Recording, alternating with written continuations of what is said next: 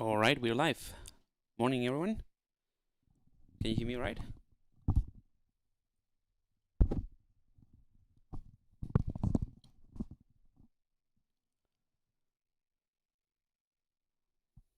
All right. Cool. So, yep, looks like everything is working. Let me just bring up the chat and we'll get started.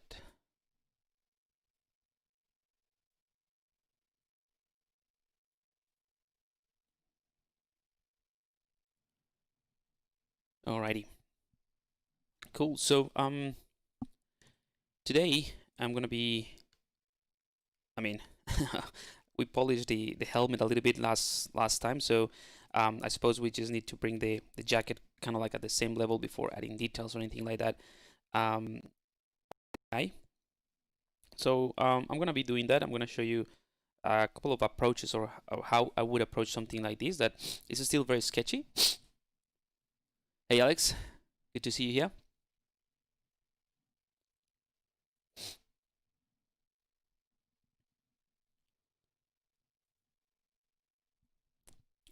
All right, so these are two Dynamesh pieces, two Dynamesh pieces, and I suppose the best way to go about it would be just to do a zero mesh. But what I like to do is just split everything into different pieces, and then I can just apply some extraction to add some further details and things like that. So I'm gonna go ahead and start with the arms, and yeah, I have those selected. And I'm gonna use the H polish just to flatten this area, make sure that symmetry is enabled.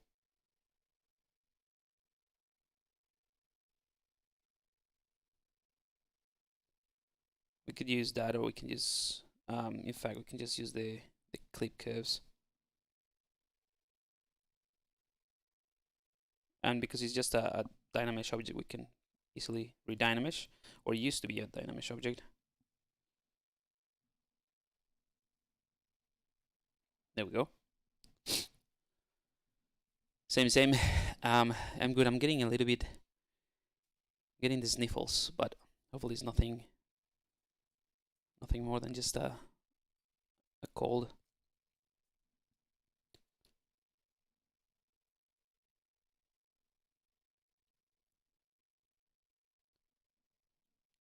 All right.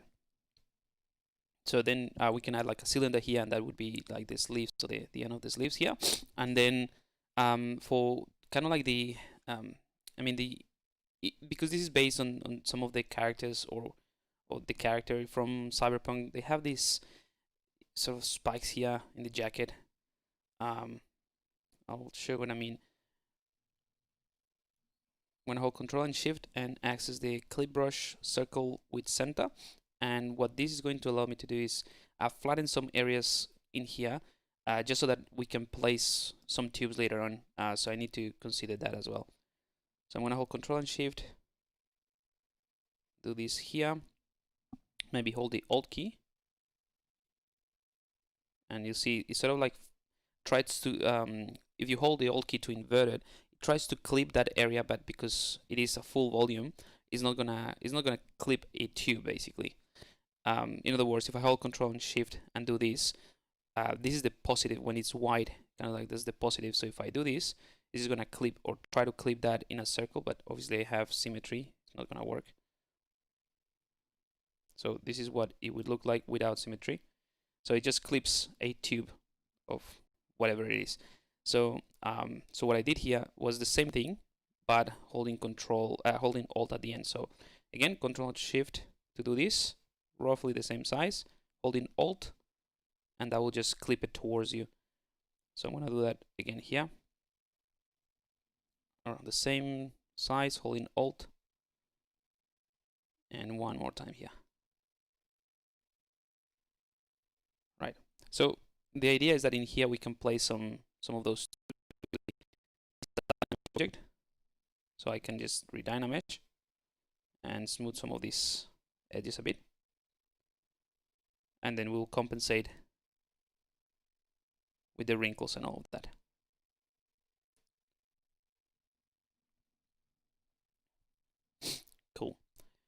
So I think that's it. I'm just going to soften this a bit, transition here, so that there's actually some kind of tension generated by these pieces with the jacket.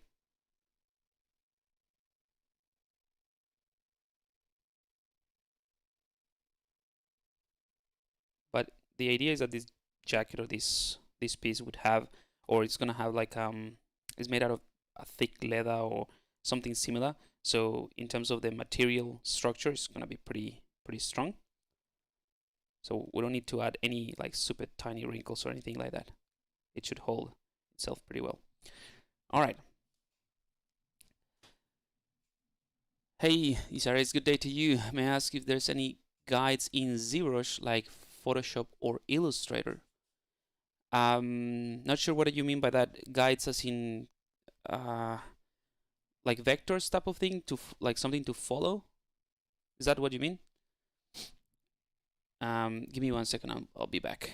I need to do something here. Be back.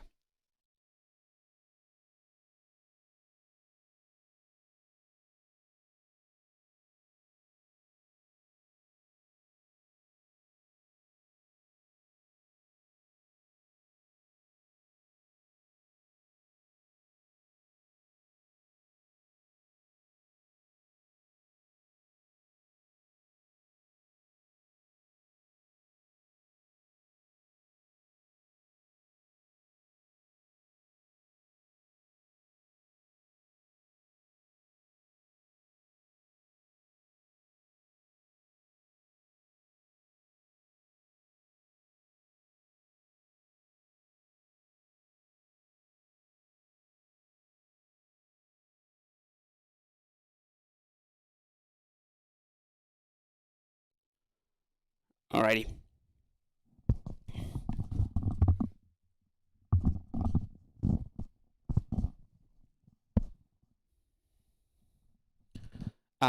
That's guides like line guides. I see what you mean. It, it no. So the short answer would be no. As in, there's not necessarily something like a grid snapping or anything like that, but you could definitely create some guides depending on what you want to achieve, right? So if you want to, I don't know. I'm not sure exactly what the scenario that you're looking for.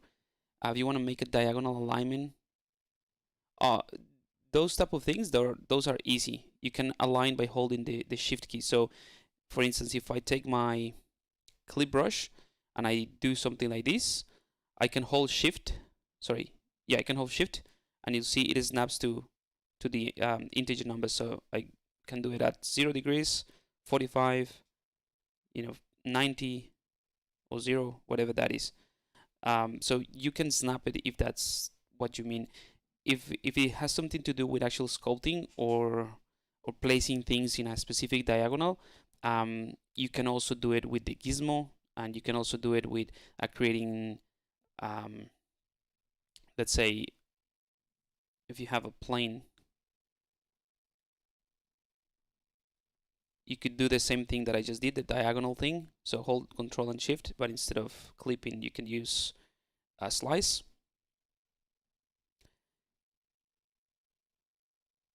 Oh, okay.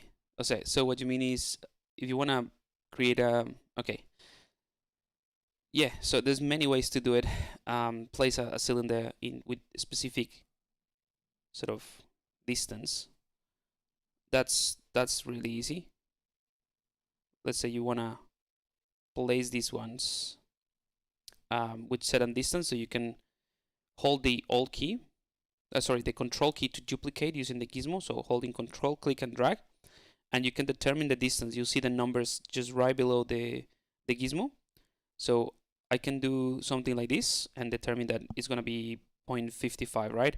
And then if you let go of the control, but then keep going, Zero is going to create multiple, not instances, but literally duplicated with the original distance that you created. So just holding control to duplicate, let go once you're happy with the distance, and then continue dragging to create that sort of thing. That's one way to do it. Another way to do it would be with the with something like this, with a grid, you can determine where you want to place these cylinders or whatever you want. So you can easily go with a C modeler, holding the Alt key, and say I want to place them kind of like in a checkered pattern sort of thing, right? And then you can just take something like the IMM primitive, select the cylinder or this pipe, and you can convert that into a nanomesh. So create a nanomesh, and then just click and drag polygroup all. No, that's not the one. This one. Right? And then you convert the nanomesh and delete the plane, and that's it. So there's many different ways that you can actually do something very precise, and you know, not necessarily with guides, but you could do it. Same thing happens diagonally. Yes, like I can duplicate this thing like this, hold Control, and do like a pattern like that, and there you go. It's yeah, it's a cool feature. Those are the little things that it's good to know, or at least have an idea that they're in there. All right, let's go ahead and polish this jacket. So I think in terms of the sleeves, they are all good to go. Like, I'm not gonna do anything crazy to it. So I'm just gonna go ahead and zero mesh those at half with adaptive off. And yeah, let's go ahead and actually let's do auto group quickly. Shouldn't take long, and I don't want to project anything because we haven't actually added details. So those big folds that we generated with the dynamics, they're purely to give me an idea of where the large forms are going to be, but then we can sculpt them easily.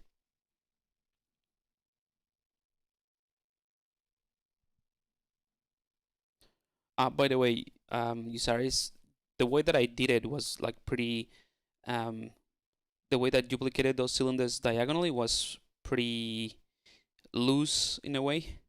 Hang on. Yeah, this is pretty good. So just very quickly, if you want to be more precise, see, like it works, but if you want to be more precise in terms of the way that you duplicate it, so you see you have the gizmo there. You can go ahead and center to duplicate these things, and before you duplicate it, you can do it on an axis. So if you hold the Alt key, you can rotate the gizmo whatever degrees you want. So you can establish, I want to do it in whatever 50 degrees, right?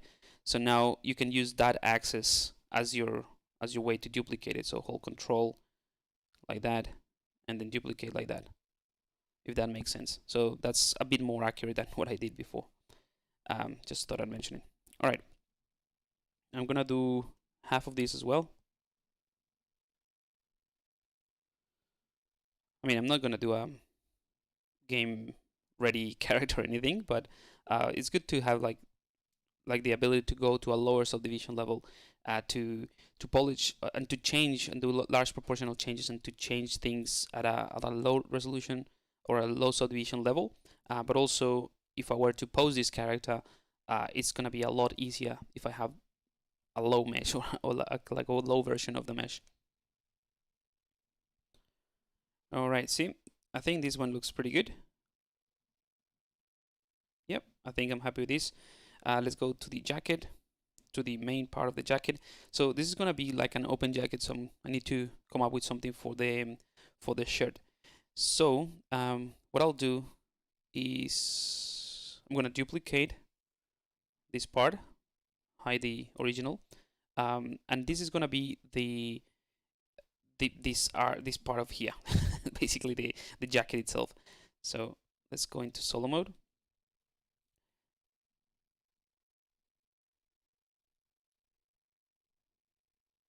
And I'm gonna go ahead and mask this area.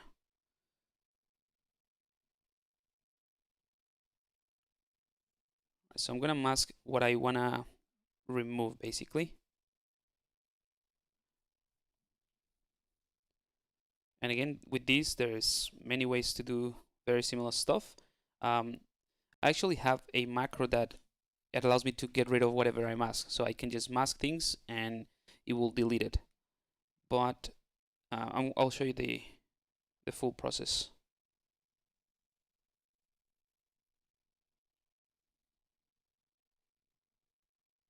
So if you're following along or doing something similar, whatever you mask is what you're going to get rid of, basically, in this case. And it helps to have a sharp mask in this case as well.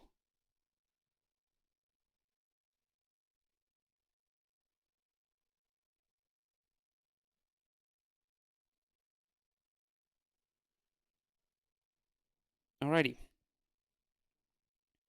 Yeah, so once you have masked the area that you're going to get rid of, you can do a few things, really. You can, let's see, you can do, hang on. I'm going to give it a different color. Yeah, so you can assign a polygroup like this, and then delete hidden, right? If you wanted to do it like this way. This is actually a pretty easy way to do it. The other way to do it would be to do an extraction, and I might just do that as well, just for the sake of, yeah, keep it simple.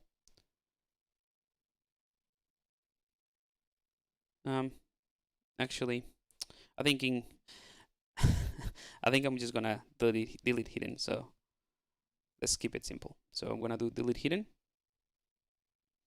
and I'm gonna polish by groups. Right? And then what I can do is split this area as well. And then you can, do a thickness and keep polishing this on its own. The only thing with this part, let's just do it.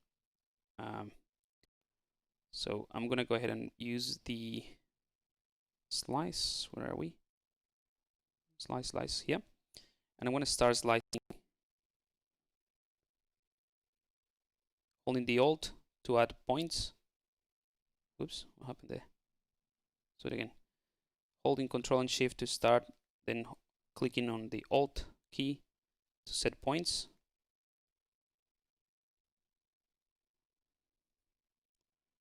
So right now I'm just focusing on this area, on this side.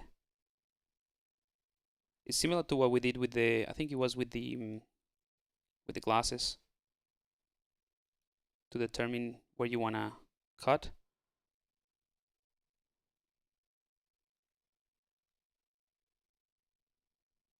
All right.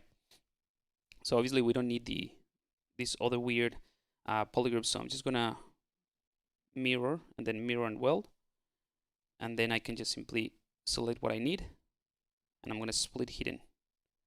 So now if I get out of solo mode, we have this piece here,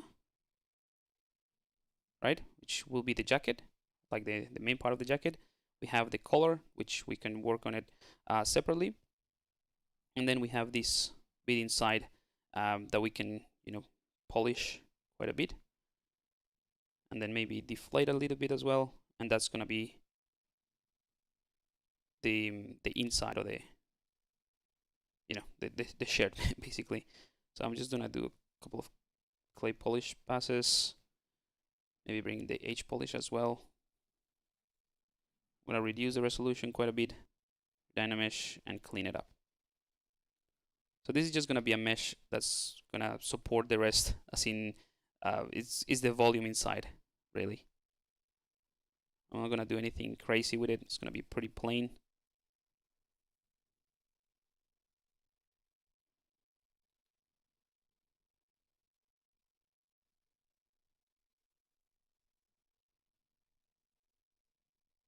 There we go. If anything, we can just do some kind of like an interesting color here, an interesting neck for this. Here's the resolution a bit.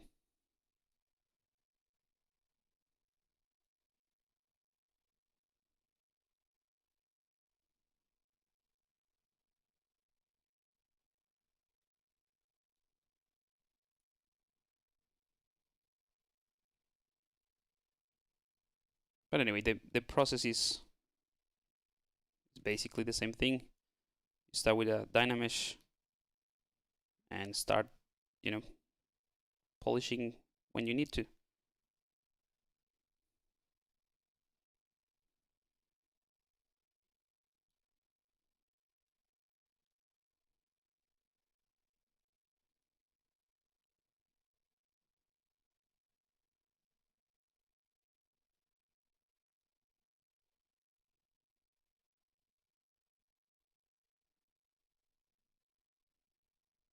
There we go. All right, pretty simple. So now for this jacket, what I want to do is let's leave it a single polygroup and make sure we have symmetry on. And let's see. Before I see remesh, actually, before I see remesh, what I want to do actually is mask this area. So this is kind of like a pattern that we could also use. So yeah, let's do it with masking this time. So I'm gonna use the mask lasso, starting here. And hold control.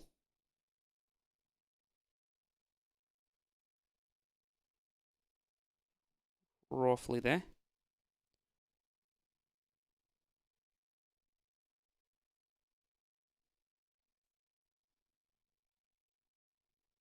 And then let's just get rid of these areas that we don't need. And here for the back, we can just do, I don't know how this will wrap. Maybe it shouldn't. It should actually just get to this area and that's it.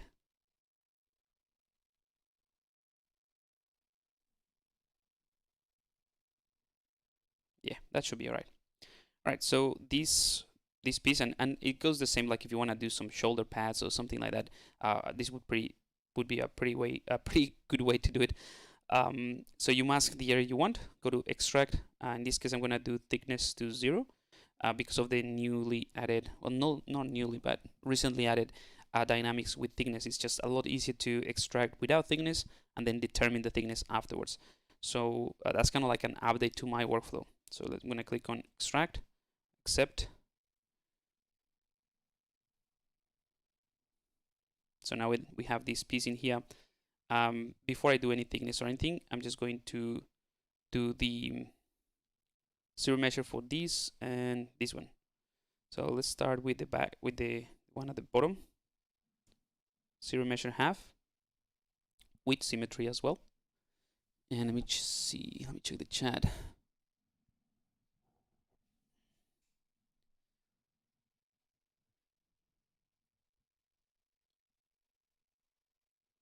Hey Spicer, make it happen. Thanks, mate. Good to have you here.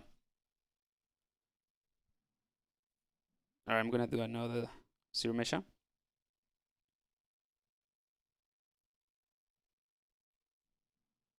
And another one. I think that's roughly the same size in terms of polygons to the arms.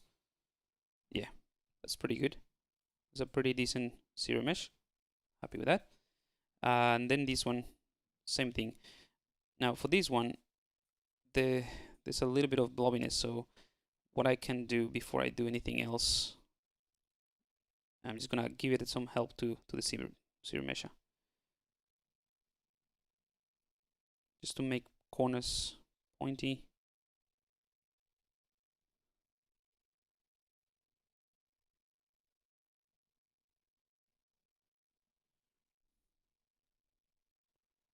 In fact, if I just want to, maintain that sort of sharpness, something simple that I can do to help the zero mesh understand what I want to achieve, obviously, would be to give some polygroups and try to maintain them at least during the first zero mesh. But let's have a look.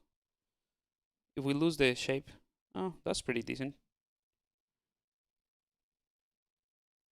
Yeah, that's pretty good. So if you lose too much of the shape, what you can do instead is sort of like polygroup it and that's it. But I think I'm happy with this.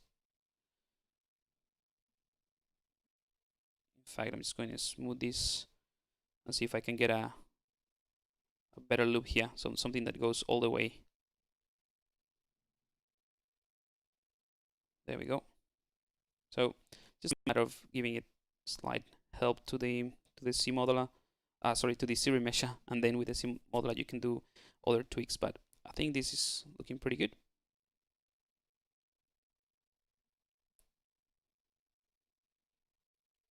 And by the way, the reason I can do these very sharp corners with the move brush is because I have the AccuCurve enabled as well. Something that I use very often. Alrighty. Cool, so now I have those pieces that are like single-sided. I can get back to this in just a second. I'm gonna wrap up the polishing of this with this piece. I'm just thinking that maybe this area is a little bit too thick, so I'm just going to remove some of it. Should have done it with the symmetry on.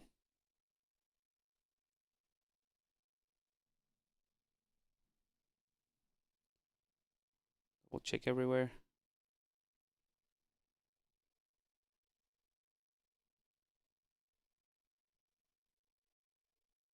I think this one again should have been like that. There we go. Delete hidden. Then we can do a quick polish by groups just to get a smoother version here, or the borders a little bit smoother, and so remesh half of that. One more time. That's it. It's not too bad. One more time.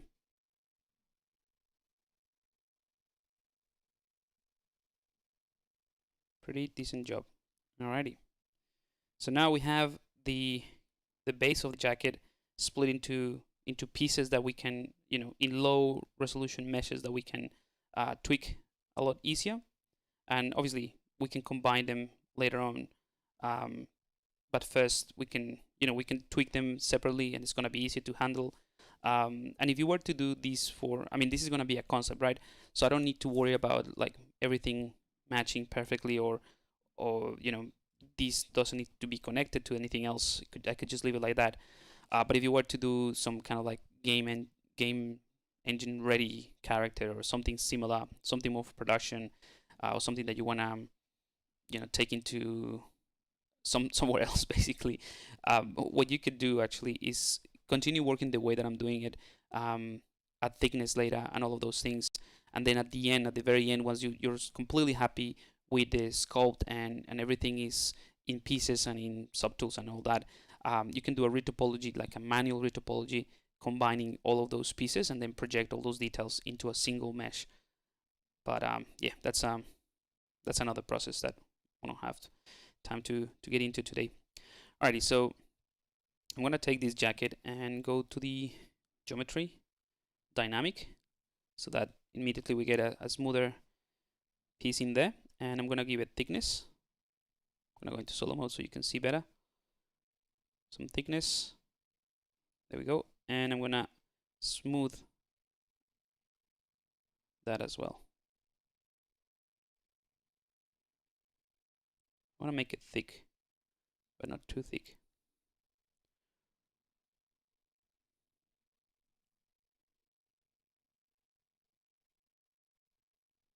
All right, I think that looks pretty decent.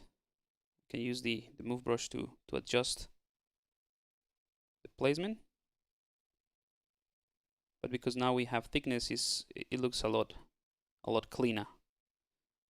Plus we have the actual subdivision level, so we have two levels of subdivision that are being dynamically rendered. As in, it's just a preview.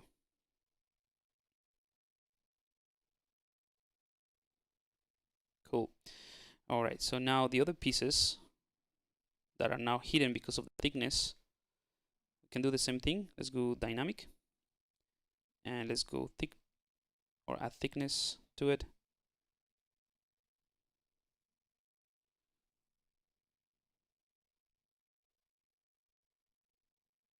And I'm just playing with the offset. sorry, I just I went a little bit fast in there. So I turn on transparency so that I can see how it's interacting with the rest. You can also use the ghost. Probably it's gonna be easier to see how much is actually sticking out, sticking out of the jacket. And then you can play with the offset. So an offset of 0 is just not offsetting anything. Sorry, it's not offsetting the thickness. Let me just give you an idea, because this is actually pretty handy tool too. I mean, it's pretty self-explanatory, but sometimes it's good to know these little things.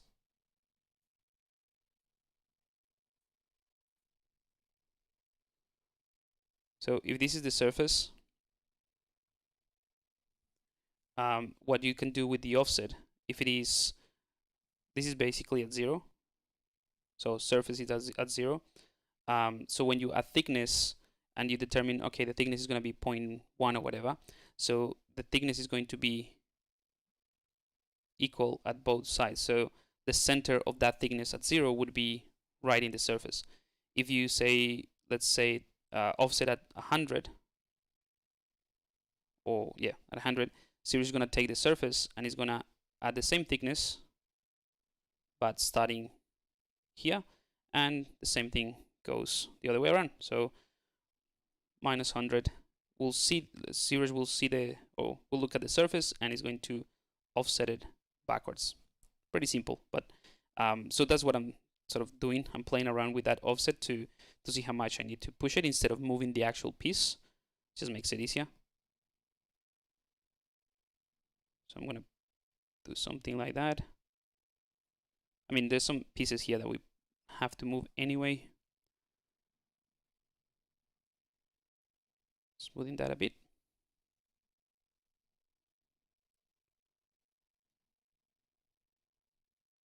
And I'm just holding the Alt key to push it towards the normal of the polygon, which is super handy.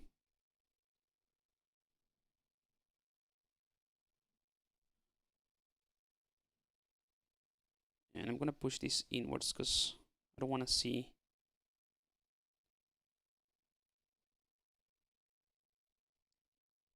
Yeah, something like that. Cool.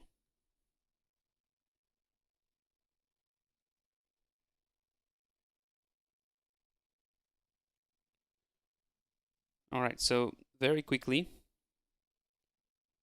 we have something a lot more polished just by using zero measure, extraction, separating everything in pieces, and all of that. So now let's take this one. Let's do the same thing. Dynamic, thickness. I think this one would be thicker than the other pieces, but not that thick. There we go. And I'm just gonna bring this closer.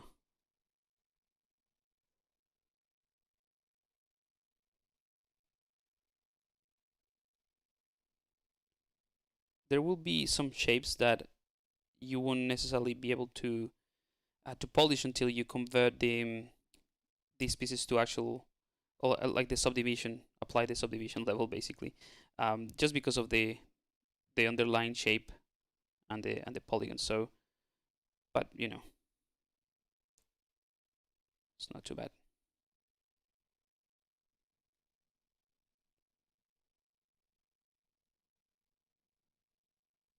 So I'm just going to polish the larger forms here.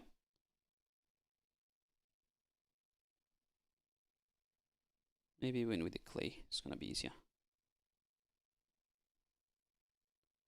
And remember, at this point, all I'm doing is editing a single-sided mesh. Same thing as we did with other pieces that we created in the same way using this workflow.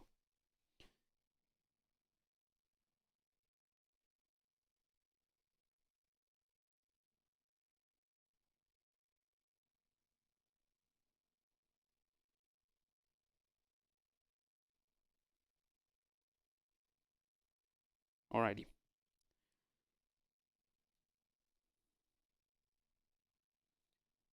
Alright, let's do the same thing with this one, just add dynamic without thickness, because this one is a solid piece, but just so that we can bring it at the same level of polishing.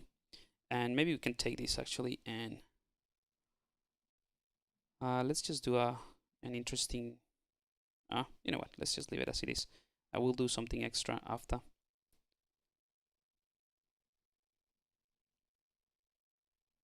But yeah, what I want to do is just do a quick zero measure again, so that we can polish it later if we want to somehow, and just use the subdivision levels or the subdivision approach.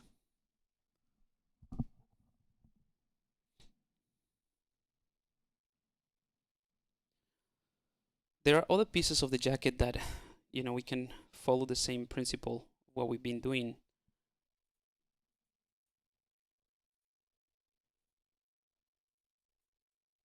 So this is pretty clean now. Let's say we want to do some shoulder pads or something like that. We can use the same idea. But now we have, we now have polygroups, so it's going to be a lot easier to just use the zero measure on the C-modeler first. So for instance, let's get rid of the dynamic for the time being, and I'm going to use the C-modeler to, let's say, hold the Alt key and just tag a few polygons that I'm interested in extracting from this part. You can do the same, exactly the same thing using the extract technique.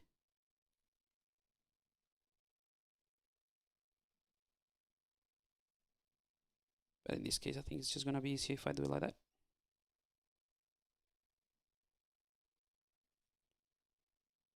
Right, so now I can hover over a face, right click, Q mesh, and I'm gonna use, let's just do it like Q mesh, click and drag.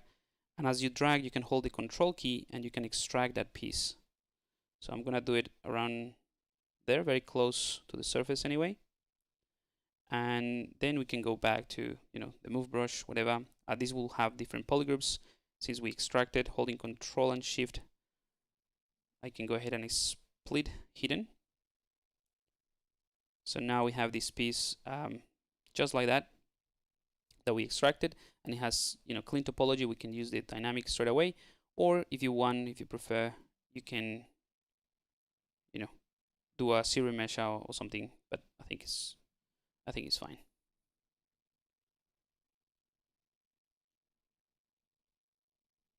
Just gonna embed it a little bit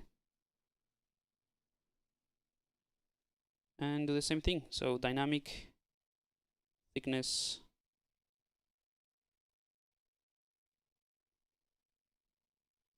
and I think it works pretty well. Right, so you can add a ton of complexity with something that is clean, and that you can have a lot of control over the shapes and all of that just by doing these type of things. All right, let's go back to what we had.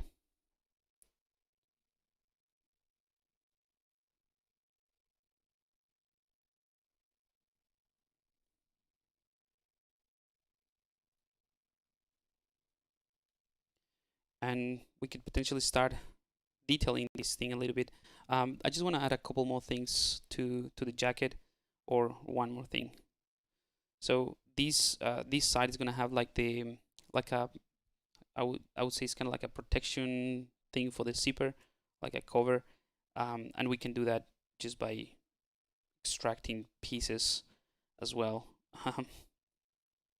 Yeah, let's do that.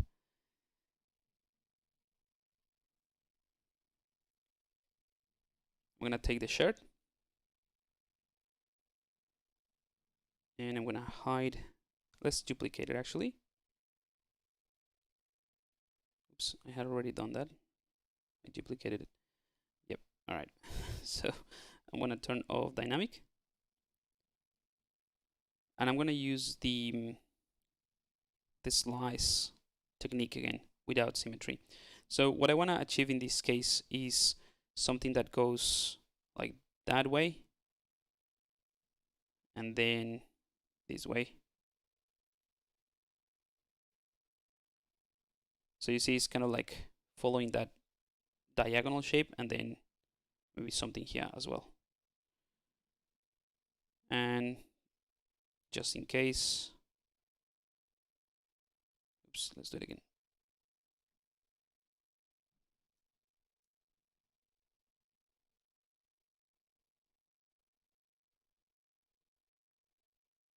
Something like that, so that we all I've done here is just to get this specific mesh or this specific polygroup, the purplish blue one. So if I go to solo mode, all I want to keep from this duplication of that shard is this piece. The rest is gone. So delete hidden. And the reason I wanted to do it this way is because, you know, I can go ahead and inflate this, for example, and I can just push it out of the shard a bit. And this is going to be the piece that sort of covers the zipper. Hopefully you know what I mean.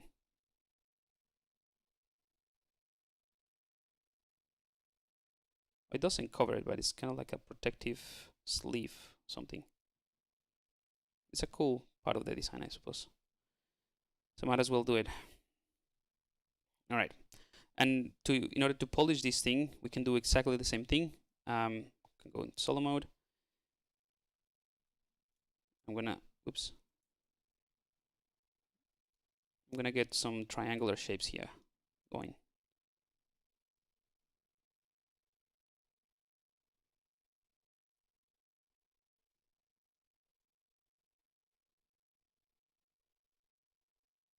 They're not gonna be perfect, but you know, this is the type of things that if you want to do it perfect or more accurately, you can just use something like nanomesh. So you create a base like this, but with way less polygons. So almost just like a strip of polygons that are pretty clean. And then you do this. Right. So yeah, again, it's not gonna be perfect. There might be some tiny little polygons that I didn't see, like this one right here. So I can remove that one.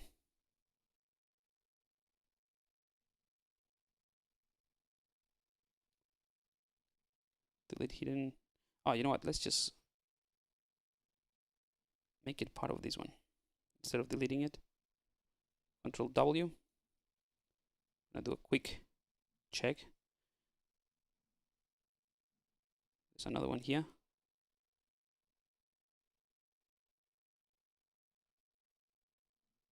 I don't know if you can see it, it's tiny. So if I use polygroups with the zero mesh, it's just gonna be giving me weird things. They're tiny ones. I don't know how how good this process is going to be, but we'll give it a go. All right. So yeah, let's go ahead, open up the zero mesher. So I want to keep groups, but I don't want to smooth them. Again, I've sort of like explained this a little bit before. The reason I go for smooth groups 0 when I'm keeping these groups after I do the slice is because the slice that I do is pretty clean anyway. So unless you have something like this, right?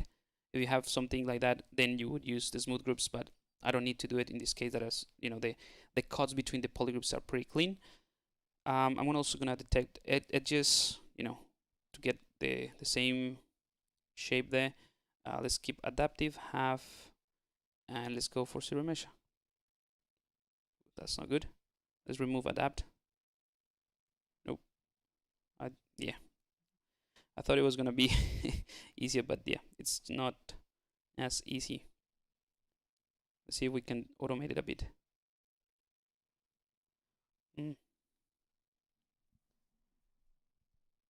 All right, so let's just think about ways that I can help the zero mesh.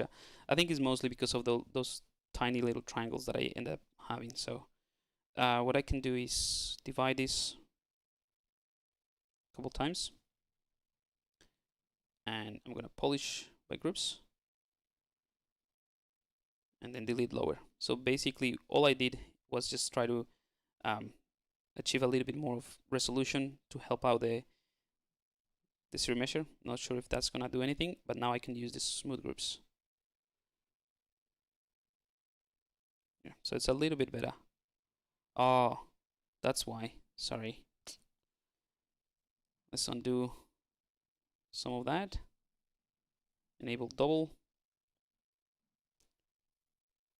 Remove the back area. So delete hidden. Let's give this a go again.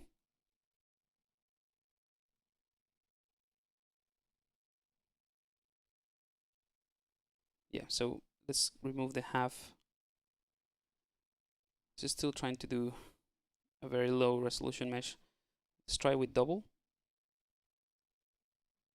And again. All right, so that's a little bit better.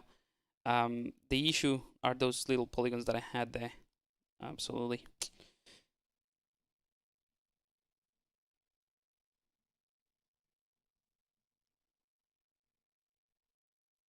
I'm gonna do a polish by groups.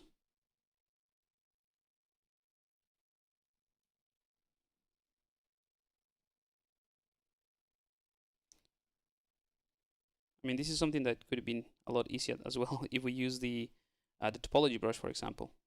But we're already committed to this one. See, this is what I mean. That wasn't like quite right, like this one either. So let's try it again.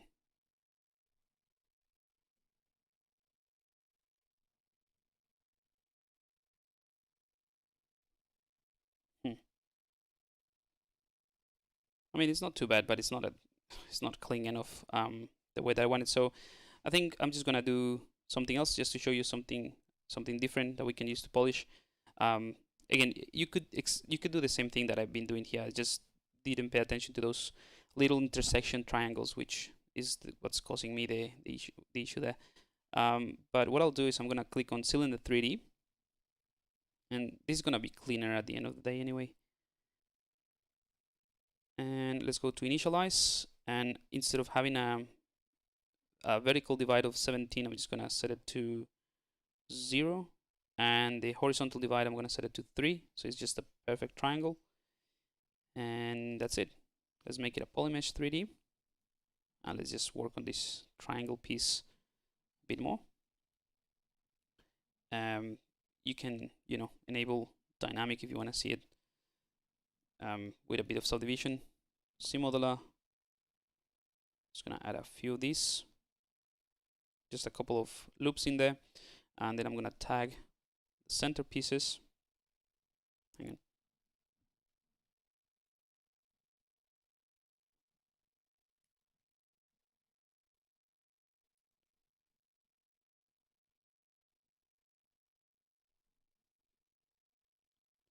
And I'm gonna go for an inset,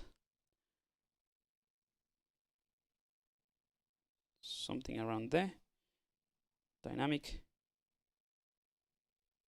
still right. Let's do one more, but in the polygroup all.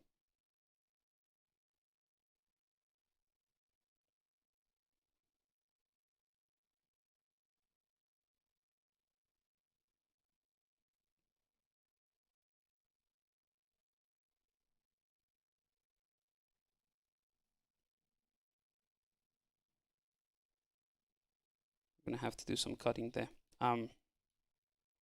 Actually, let me do all of that. So I want to keep this piece relatively clean. So I might just need to remove that point, or let's see.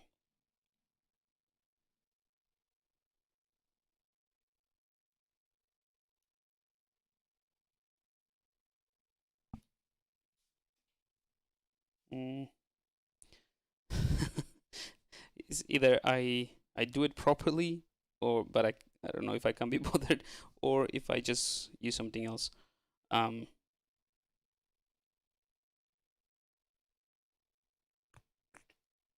me just think. Let's try something else. I'm gonna do an QMesh inset.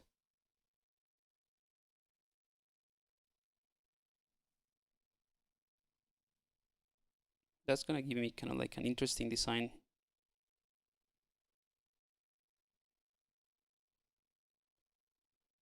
And then I don't have to worry about the corners as much.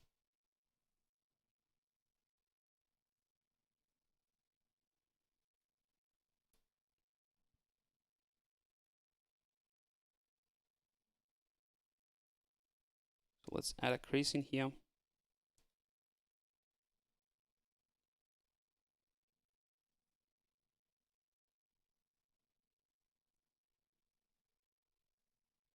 But I think this is gonna be too sharp. I'm gonna have to do it properly, which is annoying. Yeah. Or you know what? That's it. I'm just going to go for the simple option.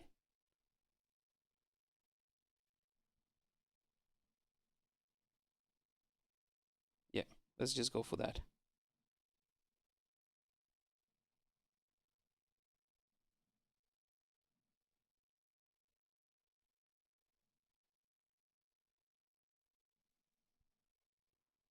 It's kind of like going backwards a little bit, or going back to what I tried to do before, just with a simple piece.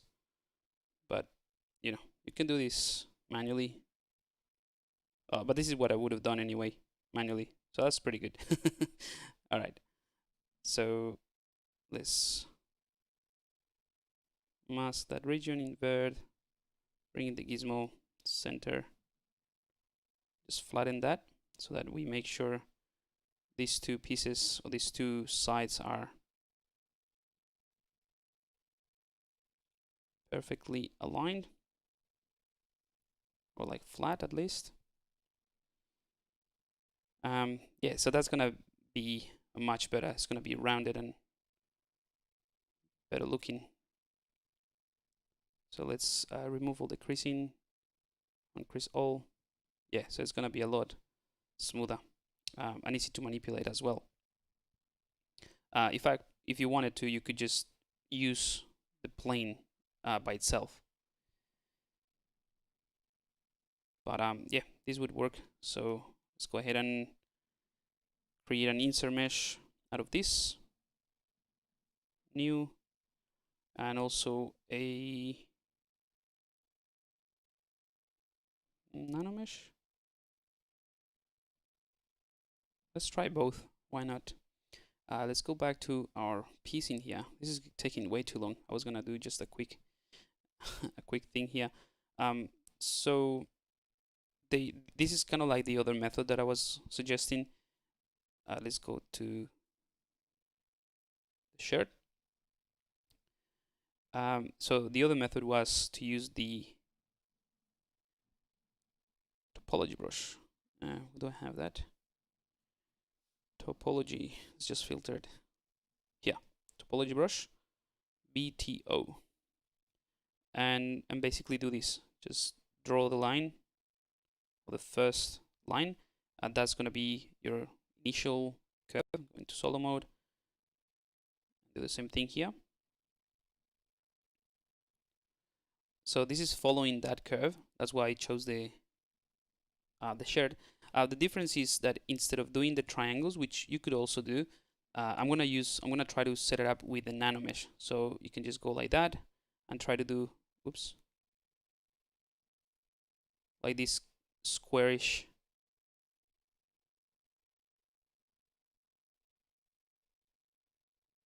polygons.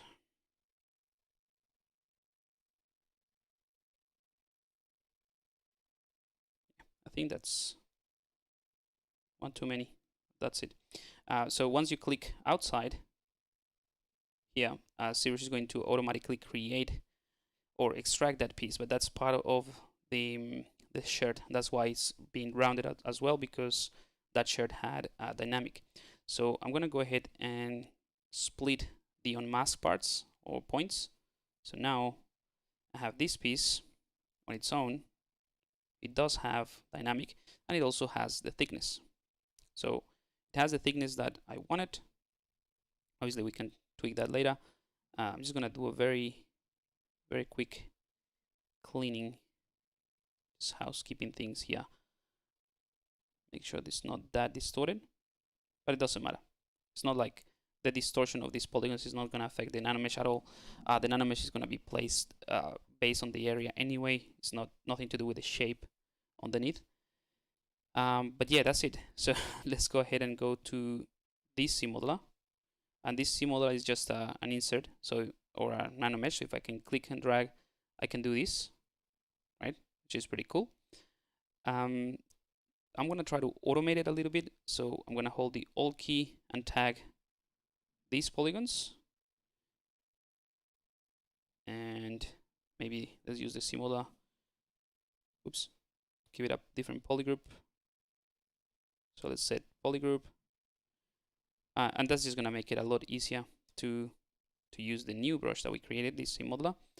And I'm gonna right click on a face and I'm gonna tell this brush that I wanna add a nanomesh, insert nanomesh into polygroup all. So anything that has the same polygroup is gonna have the same nanomesh, and then we can tweak nanomesh from here.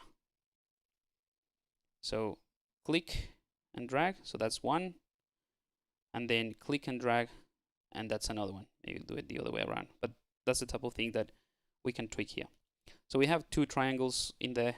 They're like all over the place, but we have two instances, the first one and the second one. So the one's sort of pointing left and pointing right. So I'm gonna click on hide others, just so that I can concentrate on the first one. And first I wanna push it outside a little bit more. So the offset in would be Z. Yeah, I'll set it something like that. And then we can start offsetting these.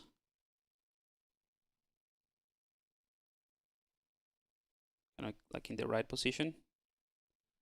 That's pretty good. Let's do the same thing with the other one. This time I don't need to hide it. So offsetting that bit and that bit as well.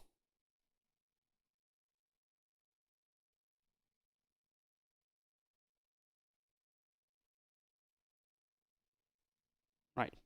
So yeah, that looks pretty good. That's kind of like what I wanted anyway. I just want to make sure that the size is consistent. So I'm going to set the size to, let's go for 0.7. Go back to the first one, 0.7 as well. And I kind of like the gap there. But what's great about this thing really is that now that I place those, I can take my move brush, right? And remember, this triangle is exactly the same that we set up before. So you can do any type of triangle really, or any type of geometry and do the same process. I'm just gonna use the move brush to adjust the placement of this by just moving the underlying geometry. So you see, as I move the points, the size of the nanomesh is not changing at all. That's what I meant when I said that the size of the area of the polygons underneath, they don't really matter. But now I can start pushing these things and yeah, just adjusting the gap between this, which I think it looks more interesting now. Cool. Yeah. So once I'm happy with this, let me just check with the rest. Might be too big. It's all right. Yeah, it's all right. So once I'm happy with this, what I'll do is go to inventory here in the nanomesh subpalette, and I'm gonna click on not all to mesh, one to mesh, sorry. So one to mesh is gonna take whatever index I have selected. So indexes are just the different nanomeshes that you insert. So I have one set of triangles and the other one is pointing the right direction to the right. So one to mesh. So now this is actual geometry, and now I have only one more, one to mesh. Now this is geometry. Pretty cool. All right, so now if I do dynamic, now I'm applying dynamic subdivision to all of those pieces, the base and the triangles, right? So what I can do is isolate this, the base. I was gonna say delete it, but I actually can use that. Just gonna uncrease all.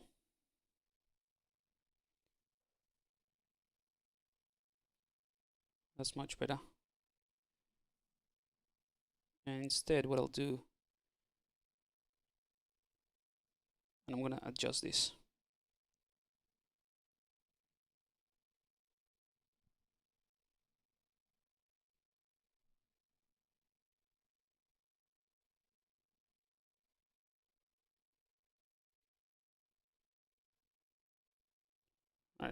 I think it's gonna be easier if I work with polygroups. So I'm just gonna assign the polygroups that I need.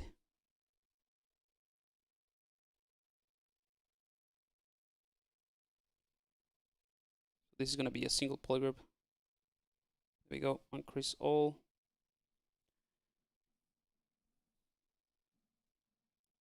Bring in the C modeler, and I'm gonna make this thinner, this polygroup. So I can click on this one. Oops. Q mesh, polygroup all.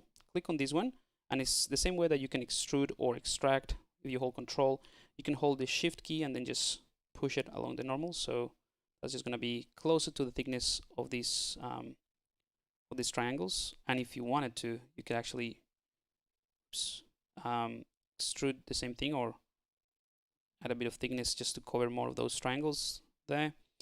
Yeah, I think that's about it. That's what I wanted to do. Now I can take the move brush. Let's isolate pieces that I need.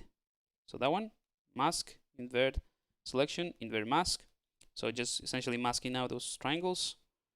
And with a large brush, I'll just tweak the base. And that's the great thing about having like low resolution, that doing these changes is very easy.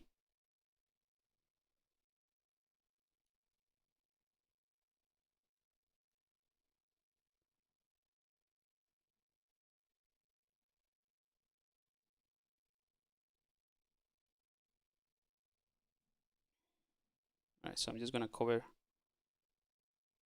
all the triangles so they're not sticking out.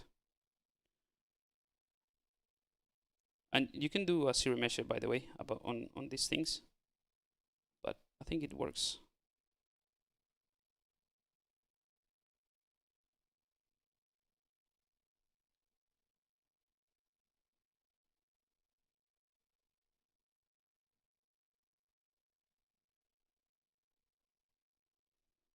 All right, clear the mask, dynamic, and let's add some edge loops here so that we can maintain this line a little bit better with the C modeler. Click and right click, insert, closer to the border, and same thing here.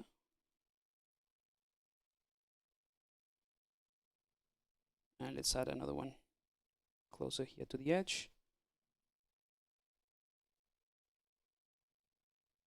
You could do this with dynamic as well, but I think it's just, I don't know. I prefer to do it like this so that I have more control. But you can do it with the Q mesh, for example. In this case, we have the triangles as well, so this is just going to be a lot easier when I do dynamic. There we go. So, and all of those pieces, that's still low res, so I can go ahead and with dynamic on, I can see the effect of this and then just push it. It has to be with a large brush so that I don't alter the shapes of the triangles that much, although it doesn't really matter because they're meant to be like soft padding, maybe. Something like this that works well. Go back to the jacket and maybe just adjust the jacket itself. It's gonna be a lot easier than distorting the triangles. Plus, we already have the curvature because we extracted everything from the shard, so it should be all right.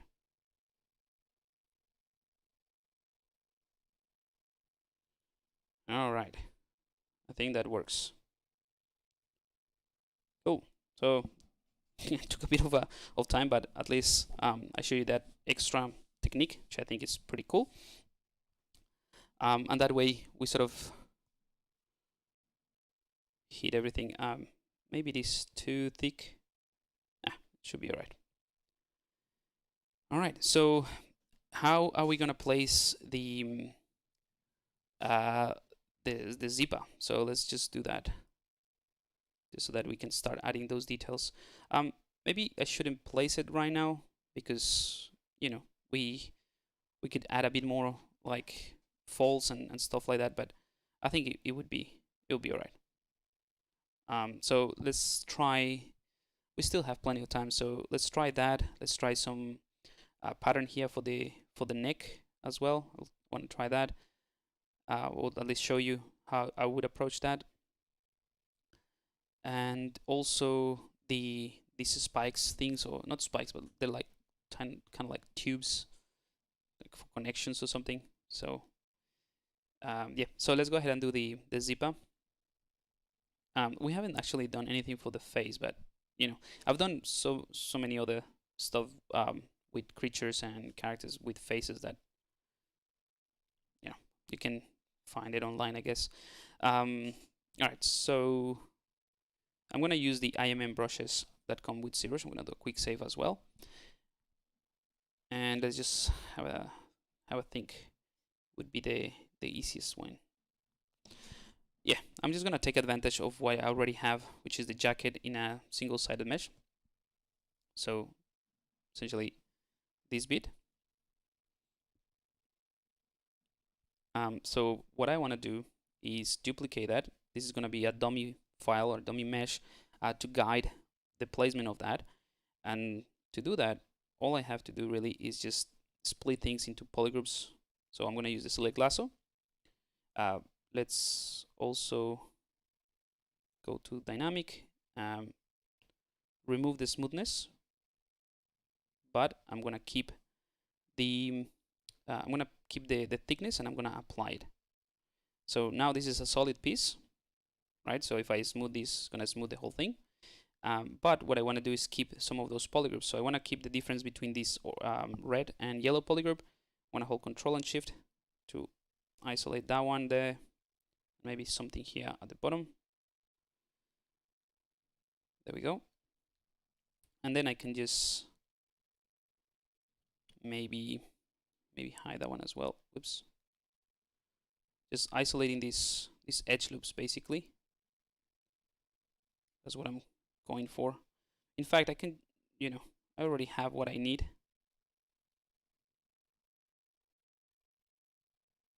So I could easily just hide these parts.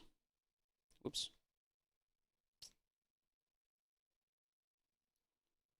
And then from here, do that. Nope. Do that. There. So all I wanted is just to be able to have this. So it's a bit, you might think there's an easy way to do it, but for me, just if I'm not showing you, like this is kind of like my workflow. I'm really used to it. It's really easy. Just duplicate a piece, use what I need from that, then delete hidden, and now I have this piece that I can use. And the reason I did that, maybe delete that one as well. All I'm interested in this sort of messy mesh is the difference between these two polygroups, right? Because I will be able to frame kind of like a line that will fit right in there, and it's going to be matching for the actual thing that we're doing for the actual jacket. So so the process is super simple. I'm going to go to stroke, and in stroke modifier, no, functions, you have this frame mesh, and you have different options. You can use the border, polygroups, crease, edges. So if I just leave everything off except polygroups, or just leave polygroups on, ZBrush is going to look at the difference between two polygroups, in this case the yellow one and the red one. And if I click reframe mesh, it's going to place a curve right there, which is pretty awesome. And then all we have to do is select the IMM. Where are we? IMM. So I reckon I'm gonna go for the metallic one. Yeah, I'm gonna go for the metallic one. Click on that one, and then you have a few options in here. So I'm gonna use I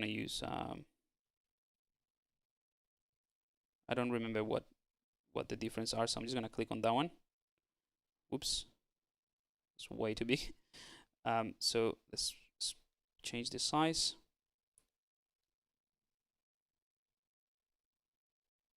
Seems about right.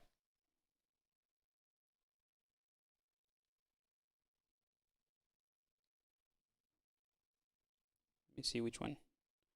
I actually want. No, that's just like closed SIPA. Oh, okay.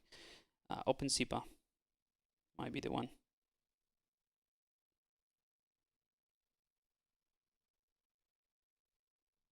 No, I think open zipper. Yeah, I think this one, and I'll just get rid of one. That should be good. But I might want to do it a bit bigger just to stylize it a bit more. So just changing the draw size allows you to change that. Yeah, that's a lot better. If you want to rotate things around, you can. Let me just see.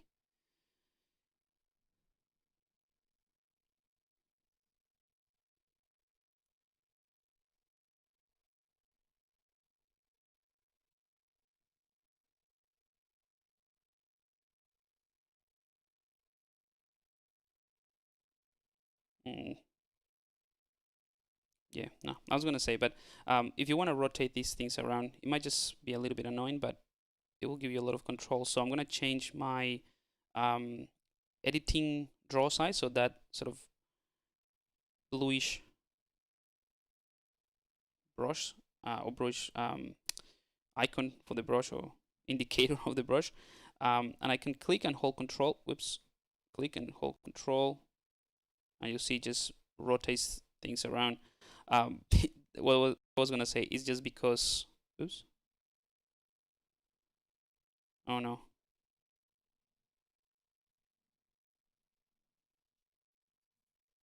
Oh, bummer. I lost my tablet, so I'm gonna have to reset things again.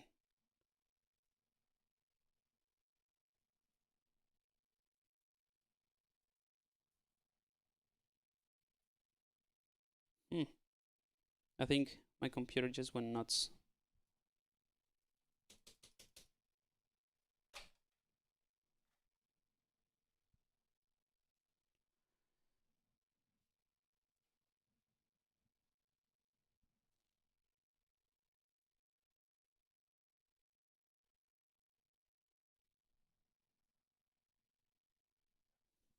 Hang on a second.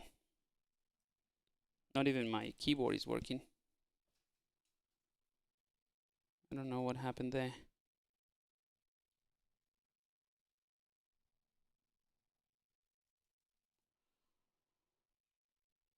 All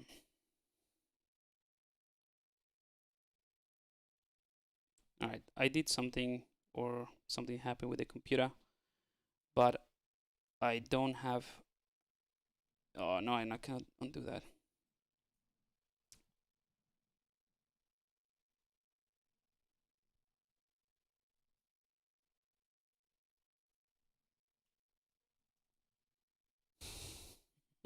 All right. Well, I think we're gonna have to wrap it up here, unless I restart everything. It's weird because actually my computer, I can do this. All right, this is really strange.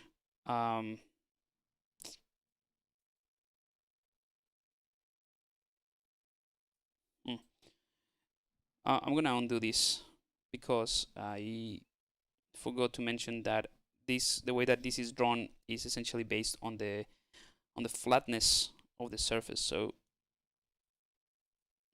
let me just try to fix this very quickly, and then I will just, I don't know, restart or something. I'm gonna give it a single polygroup. Okay, finally it's working. Something's working. So let me just reset my tablet. Hopefully that's gonna work. But if you guys have any questions, feel free to put them in the chat. So it hasn't crashed. It hasn't crashed. It's just that for some reason, when the tablet stopped working, it wasn't allowing me to use the keyboard either to bring up the services and reset stuff. But you know, air gear. UI overhaul? No, no, really. I've been using this UI for a while, for a long while.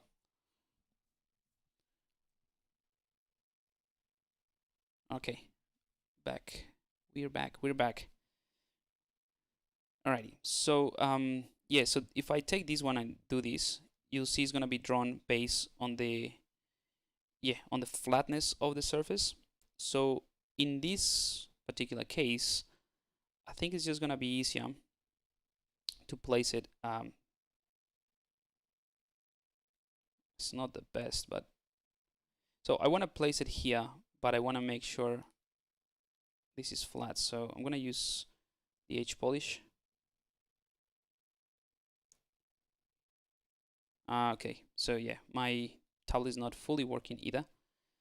All right, so this is what we're gonna do. I'm gonna do a quick save. I'm gonna restart ZBrush, and I'll be back in 2 seconds.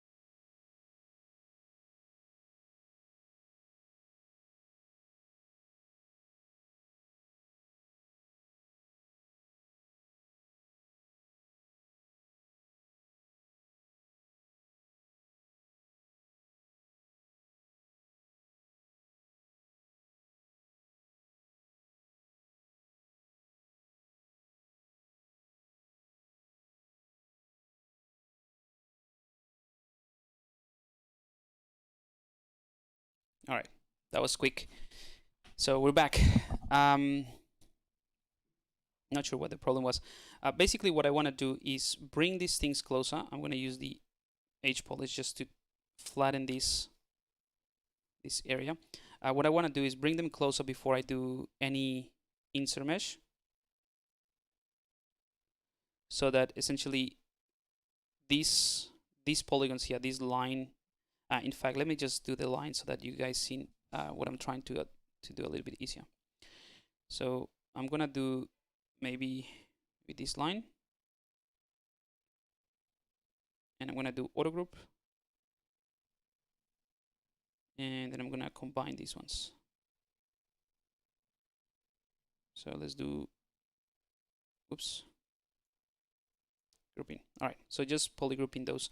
Now the aim would be to take that line that divides well, the difference between the polygroups and put it exactly where you want to have the zipper. The previous one gave us an issue just because it was kind of like inside, so it was twisted. So this one should work a lot nicer for the zipper. So we can flatten that part a lot more.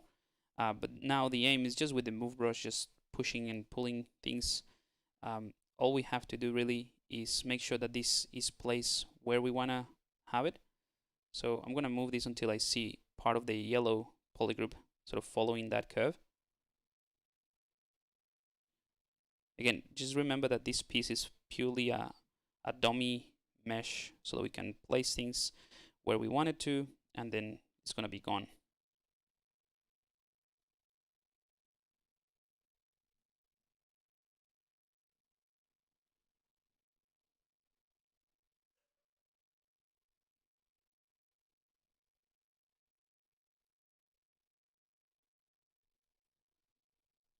Okay, so I don't want to see that much of that yellow polygroup, I think.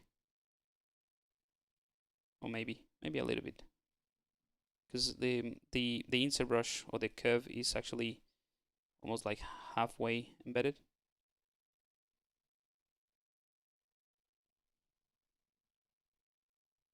Okay, that was just a quick, easy tweak.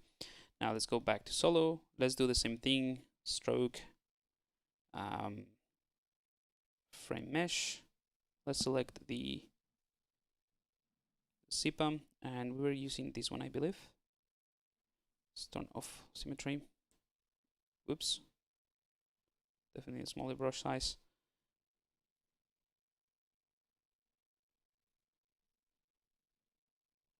See how it looks with the rest. Yeah, I think this one works. And we're gonna get rid of that bit anyway, so it makes sense. But yeah, so this is what I mean. It looks alright, as in the placement. And once we get rid of the other piece, it's gonna be a lot easier. So yeah, let's go ahead and click outside just to accept, and we can go ahead and remove the mask, hide these polygroups. We don't need them anymore. You can keep that if you want to. In fact, let's just split it, and I'll put it in my trusted folder of a bunch of stuff that I don't use. All right, so I just keep it in case I wanna place something right in the same spot. But this also has polygroups, so I can delete that. Delete hidden. Oh no, all good. I thought they had the same polygroup. Yeah, so now it's a little bit off. So that's all right. We'll just use the move brush with a large brush. In this case, it would be easier to just bring in the jacket closer, I think, rather than changing the placement of that.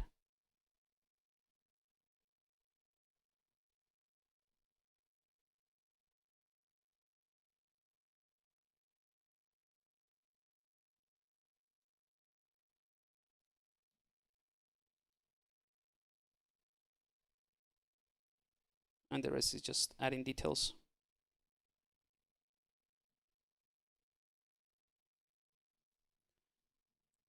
All right, that's looking good. So now let's select the ZPum. I'm gonna isolate that one, invert the selection, the masking, bring in the gizmo, center to the unmasked areas, and in solo mode, what I'll do is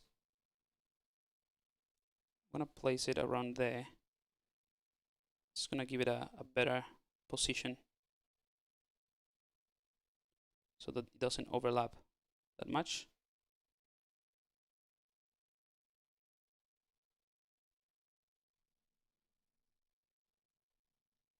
Then go back to the jacket and push things a bit. All right, so little nudges and little tweaks that make a difference, but they're just very tiny and time consuming and boring to watch sometimes. So I'll stick with the good stuff, and then maybe I'll finish this one at some point. Alrighty, so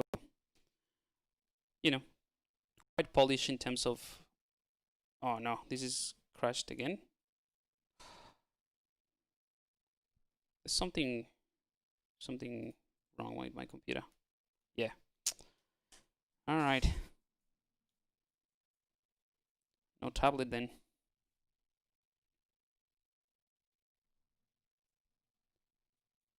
Keeps crashing.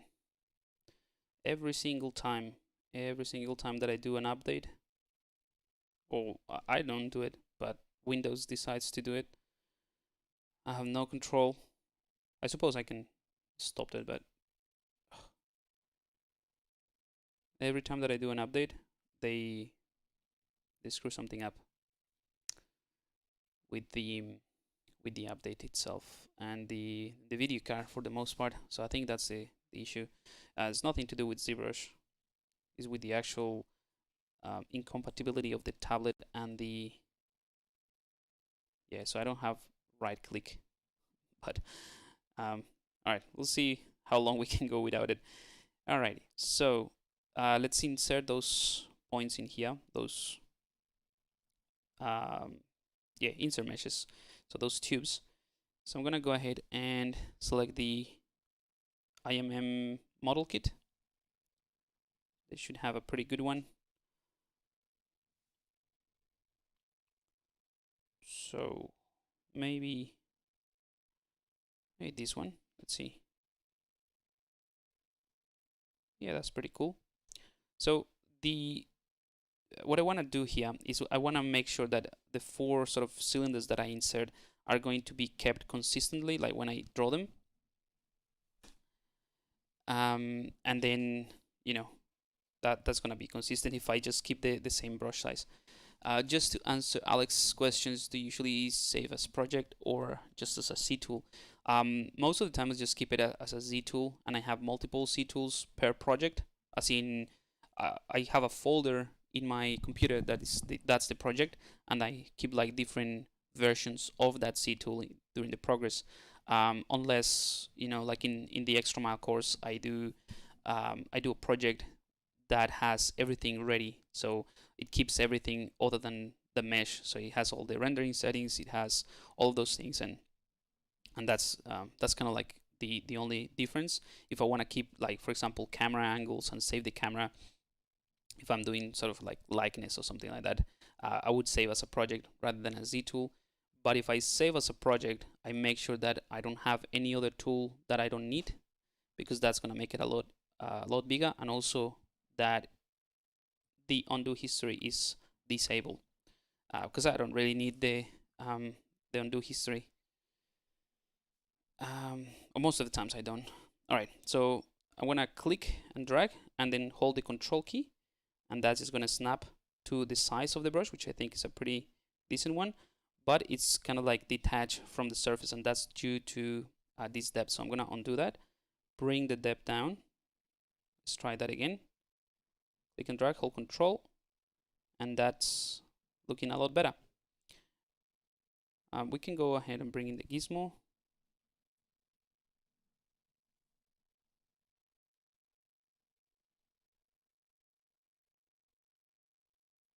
And I'm just gonna give this a bit more like a nicer orientation.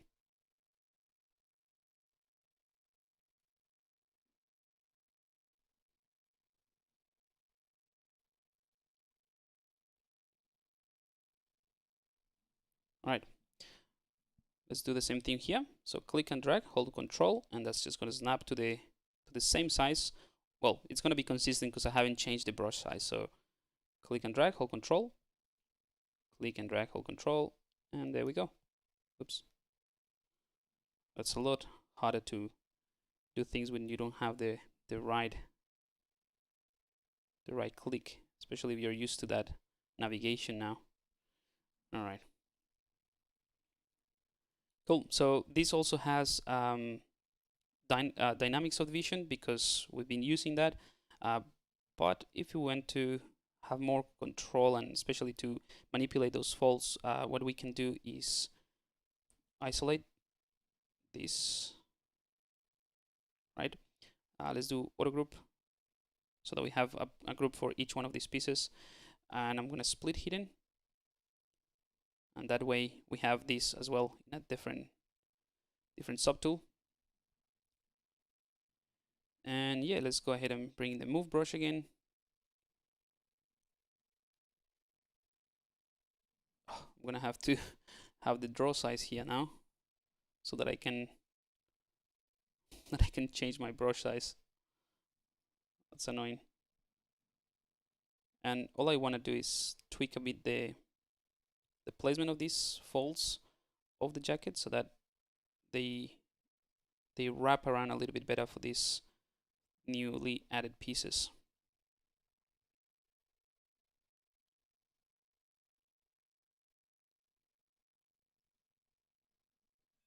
All right, we're getting there.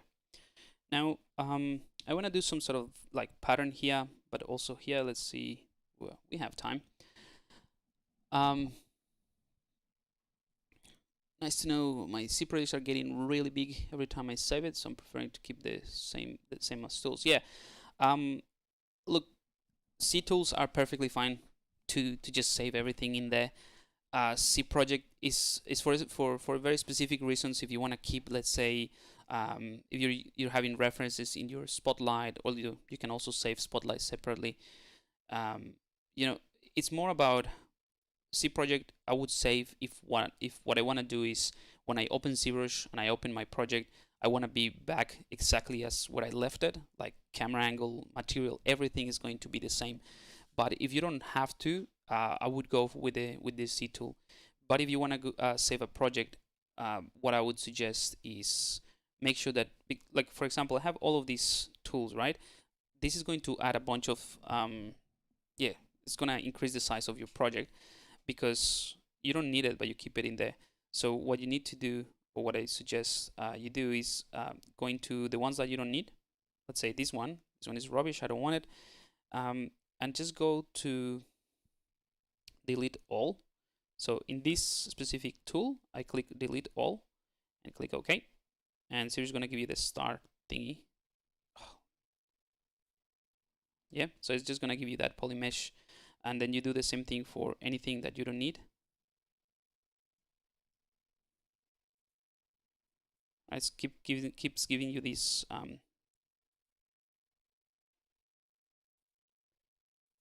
this star.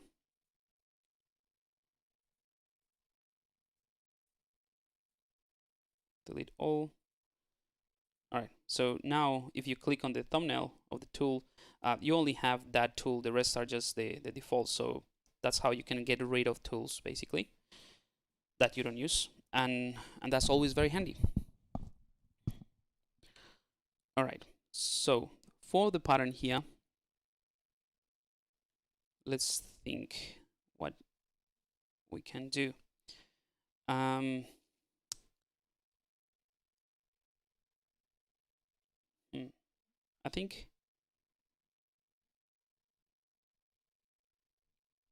think we can just sculpt it, honestly.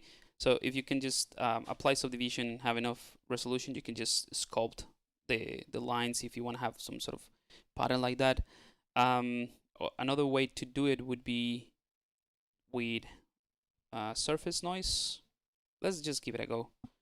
So dynamic subdivision, I'm going to turn that off. And I'm going to go to the C plugin. And I'm going to go to the UV master. I'm going to click on work on clone. Always work on clone. That's the safest option, even though if this is a simple thing to do, a simple mesh, it's better to work on clone and you don't mess with the original. So that ZBrush just creates a clone of what you're doing. And let's just do unwrap, symmetry, polygroups, doesn't really matter, it doesn't have polygroups. Done. And I'm going to place this one here as well. And now what I want to do is click on flatten and see how this is placed. So this is perfectly fine. It doesn't, I mean, it's not making use of the real estate that we have for the texture, like for this UV tile, obviously. So if you want to take advantage of that, you probably want to have it in a diagonal, for example. But this is purely so that we can project some lines essentially. So it should be fine because the lines will run vertically.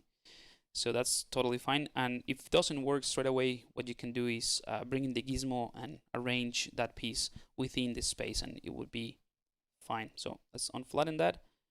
Let's copy UVs, go to the working file, and paste UVs. So now this piece has UVs, right? And having UVs allows us to, let's go into solo mode so you can see, play around a little bit more with the surface noise. So surface, I want to click on noise, and it's gonna obviously have a basic noise. If I just do that, that's the basic noise, which is something that we can add on top later. But I can click on the noise plug. That would bring in this little window here. And we can use something like corrugated, for example. Let's see if that one works. Click OK. I clicked OK because I forgot to tweak this first and then see it. But basically, all I want to do is be able to visualize the effect a little bit more. So I'm going to take the noise scale. Sorry, the noise scale, leave it as it is. The plugin scale, that's the one that's going to give me the visual of what I'm trying to achieve. So mix with basic noise to 0, and then change the strength of that. There we go. All right. So basically, though, that corrugated thingy from the noise plug is coming through. So I can change the strength, and that's just gonna make it like inverted, basically, minus or positive. So let's just leave it as it is for the time being. The scale of the noise, that doesn't really matter because we don't have any mix of the bass noise, so I'm gonna remove that. The plugin scale, that's the one that determines the size of those lines, right? So what I want to do, because obviously this is not the direction that I want, is to use the UV. So if I use UV, that's more like it. Right? There's some artifacts there, but don't worry about that. That's just a preview thingy.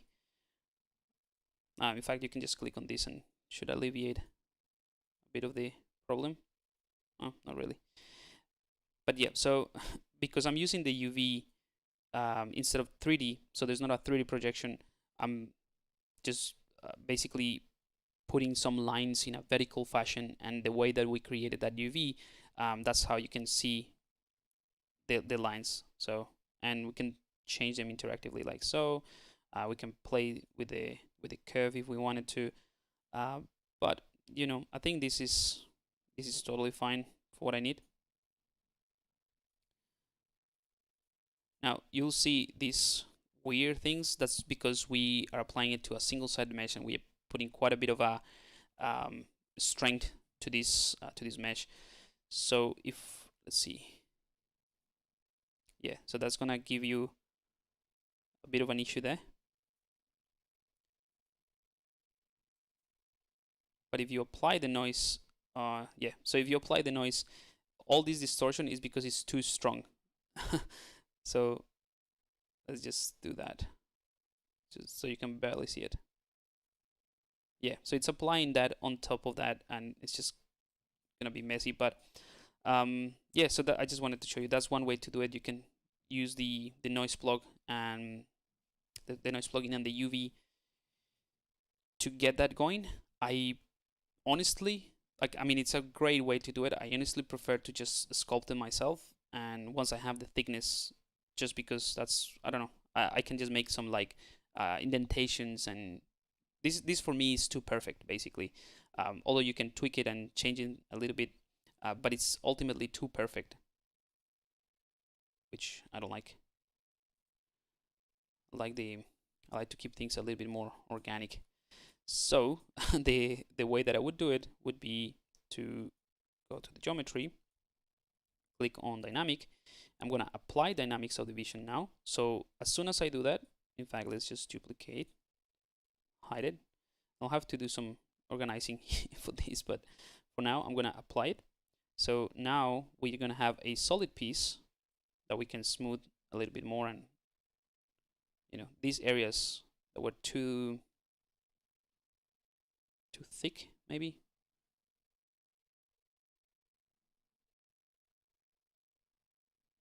You can smooth them like so. This one as well.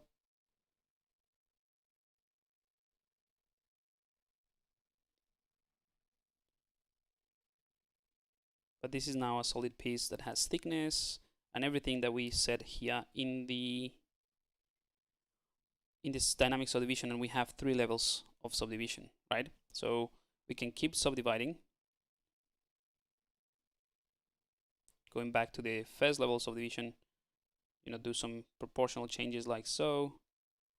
And this is the great advantage of using this workflow, that you can do, yeah, basically whatever you want, because you have everything in different tools, really, or in different subtools, sorry.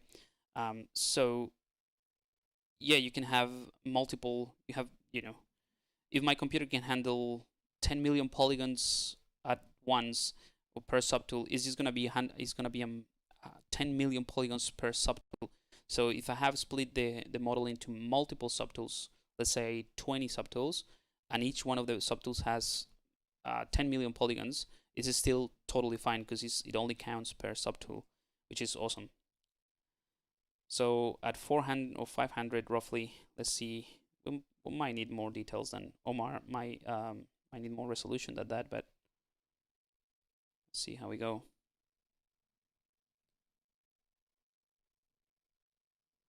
It's not too bad. So we can do this. Obviously, back face masking because it's relatively thin mesh.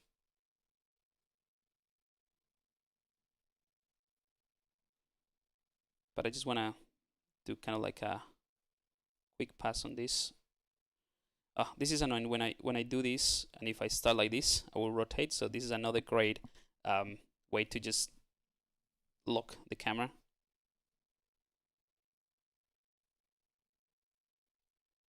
And obviously there's going to be some gaps and some things that is not consistent, but I'll get to that later.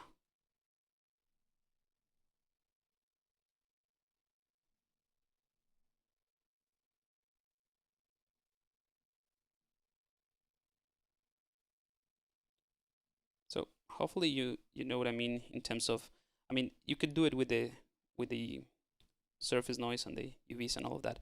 I just personally prefer to go through this. I like it for once. Like, for one of the reasons is because I like it.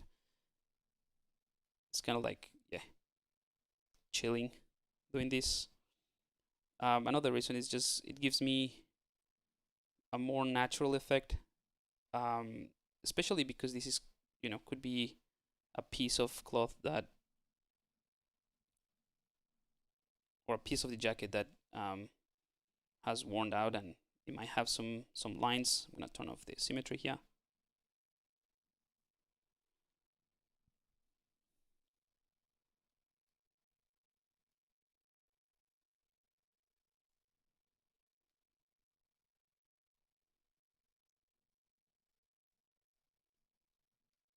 So this becomes, it's kind of like you do a full circle basically. I don't know if that makes sense, but you start with something very sketchy with Dynamesh, just pulling and pushing geometry, and then you spend some time doing some very clean surfaces, and then, at least I do it, and then you go back to these where you also sculpt. But the great thing about this workflow again is because once you have this base, it's a relatively clean base.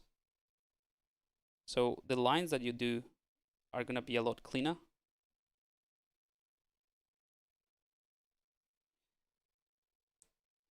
I can't control the pressure much really, so that's why this is not very smooth.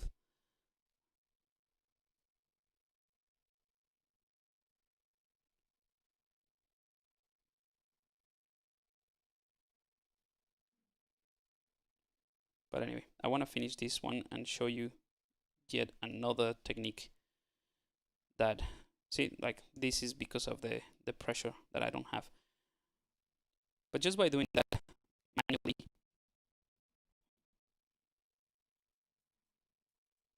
you know, you have something that looks a lot more interesting. Obviously, this is horrible here. So this is what I would personally do. And I'm going to show you one more technique that it's probably, it's kind of like an in-between, or the best of both worlds. So it would have that element of organic sort of manually placing stuff, but also the level of control that you end up with, like relatively clean topology. So let's do that. I'm gonna undo all of that just to show you.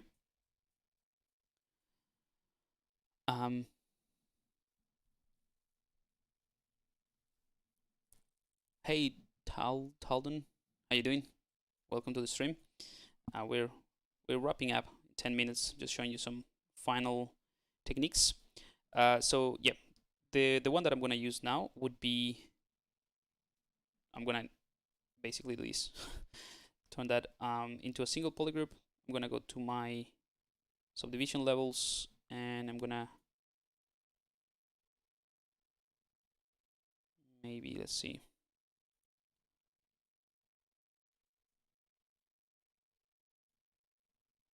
I'm gonna duplicate that. I'm kind of like scared of like losing it, but that's what I do all the time. I just duplicate and try new things. If it doesn't work, I just go back to the other one. Anyway, so I'm gonna delete higher and lower. So this is, you know, again, another sketch. So it doesn't mean that if you do a zero measure, or if I do, you know, apply dynamic subdivision or something like that, that means that that's set. I can just come back and do these type of things very easily. So what I want to do is I'm going to mask half of it. Oh, actually, I don't need to mask anything. I'm just going to use the slice. So I'm going to slice what I want to have, those sort of indentations. It's going to be relatively thick pieces.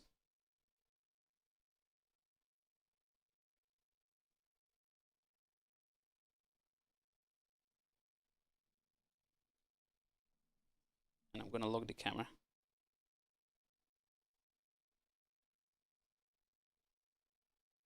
And really all I'm doing is focusing on this side. The other side doesn't really matter. So I'm going to do a mirror and weld.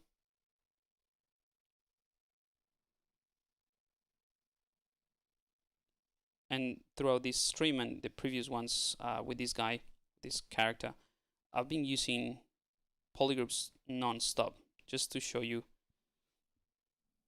that when it comes to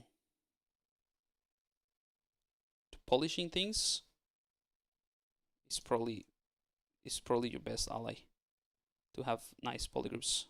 Or not, they don't have to be nice, to be fair. They just need to work.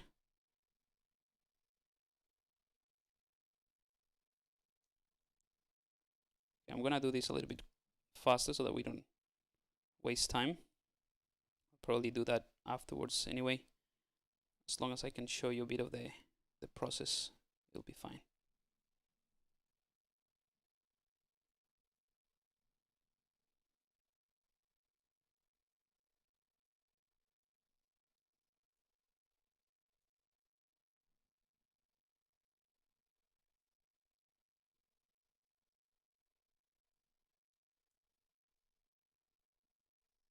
Okay, I think that's about right. Let's just do mirror and weld, and one more here. Cool. This one is not good. Undo that. Didn't see that one.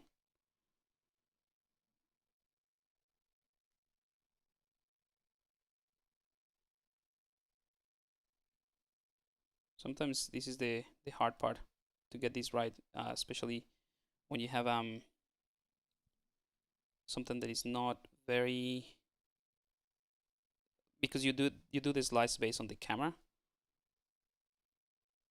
So hopefully, yeah, that's a lot better. Cool. Is there hi Hussein, what tool are you using to create the polygroups like that?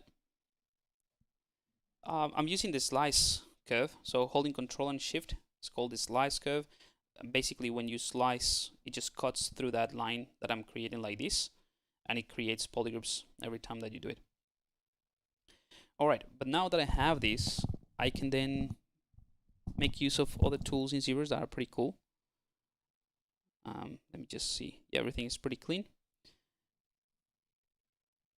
Let's go to Edge Loops, and we can go to Panel Loops. So I'm going to click on Panel Loops, but I'm going to turn double off so that I don't have individual pieces. So it's going to create the panels around the splitting of the difference between the polygroups, just like that. So that's pretty cool. And then you can obviously tweak the, you know, let's do polish. And the more I polish, the more round I'm going to get these things. But the reason I turned that double off is because all these pieces are connected. So if I smooth this, you see it's actually a single piece, but it has that effect, which is pretty cool. That's it. That's all I wanted to show you. And obviously, maybe it's a little bit thicker than what I would have want to, but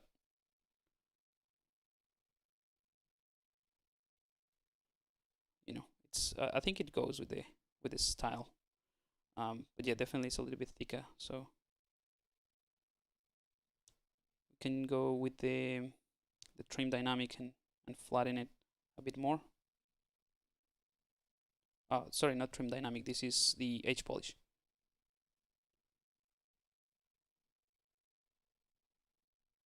It doesn't matter if you sort of loosen some of the gaps.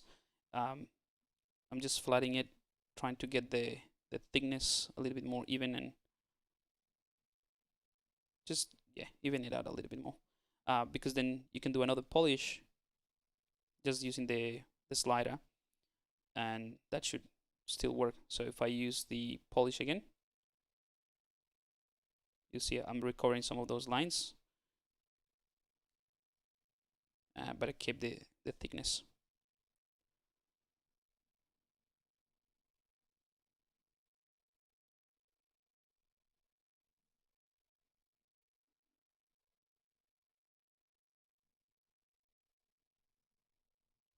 Okay, so one more thing I want to do is make sure this sort of end, or like the border, is also somehow flat. It's getting a little bit blobby there.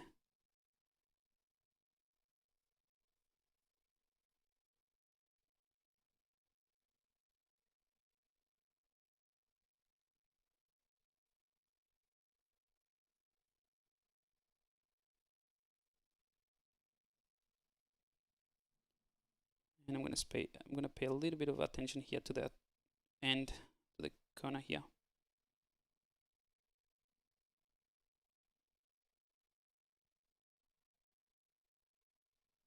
All right.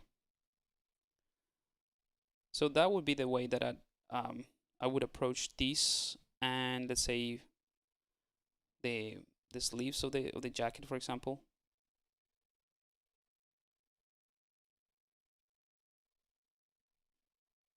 It's like really hard when you don't have the the right click.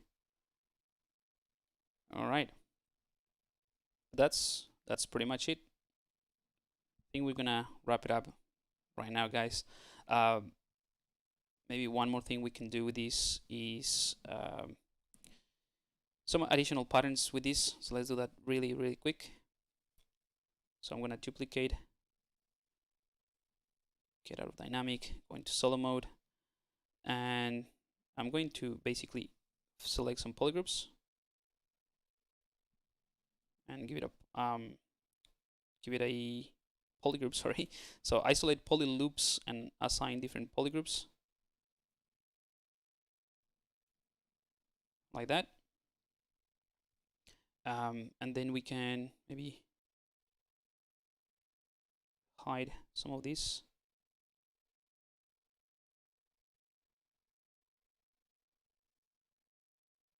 Maybe there. Delete hidden. And then I can go ahead and use dynamic as well.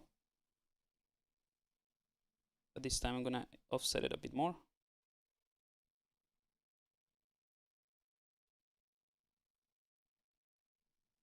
And I'm not gonna smooth it as much. Or you know what, you can smooth it, but then you can also add segments in the thickness. So it just sharpens those lines a lot more.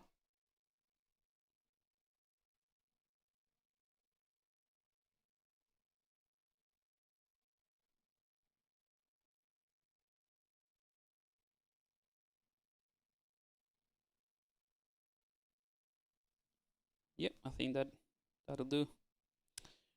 All right, so you see, once you have the base or the sketch and the forms, like I cannot stress enough like how important that is. The rest is just pretty straightforward. I mean, as long as you're happy with the basic shapes, the forms, and everything else, you can start polishing, and it's just figuring out what tools to use and what features and what workflows, if anything, to come up with something that looks very polished. But yeah, that's really all there is to it. It's not complicated. It's just knowing the right tools and getting familiar with the workflows. But that's about it. I'm gonna do a quick render pass, and we're gonna wrap it up here. So quick save.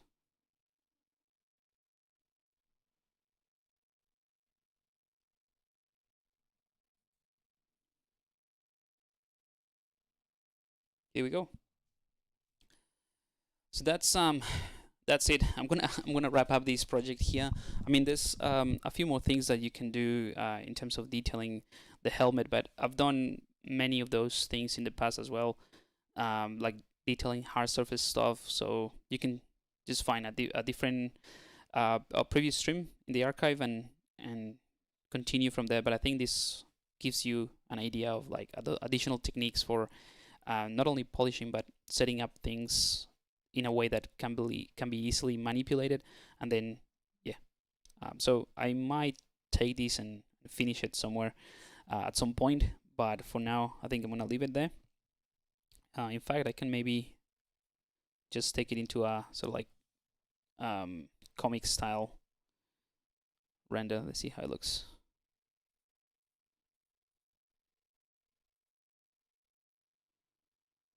Yeah, I can add some details and maybe take it into that sort of style.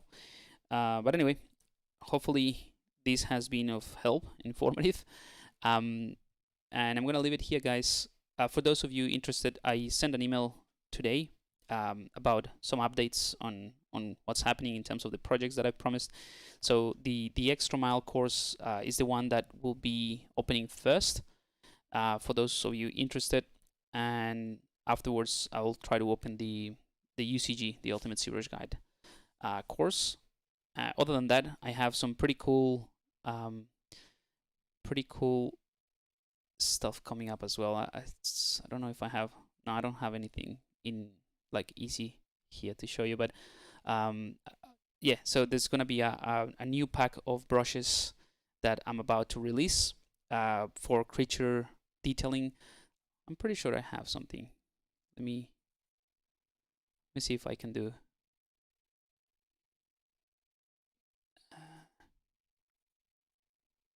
And you'll be the first to see this. Where did I put it?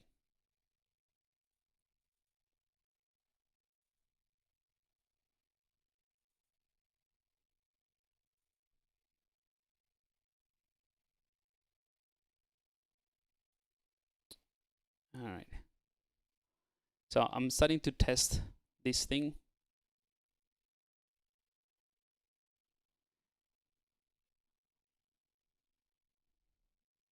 Just to wrap up the stream with some cool, like a cool teaser. You'll be the first to see this.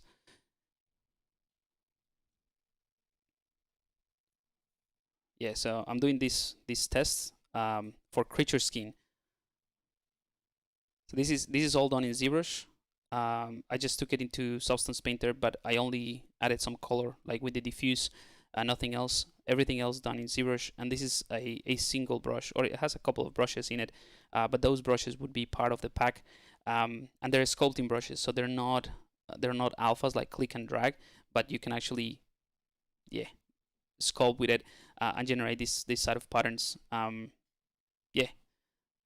So at the moment I'm wrapping up the brushes. I'm really happy with the result and what it gives me. So I'm just like testing it out like in a real scenario, not just on a sphere like this. This is the type of things that I'm testing. But yeah, it's gonna be pretty cool. Hopefully I'll have that ready for you guys pretty soon. All right, everyone.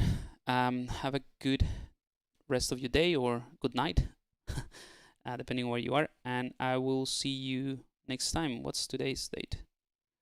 Okay, I think we can squeeze one more in after January, because I have a few other projects that I need to attend to. I'm gonna have to do it bi-weekly, not every week, the ZBrush Live, but I think we have one more to go.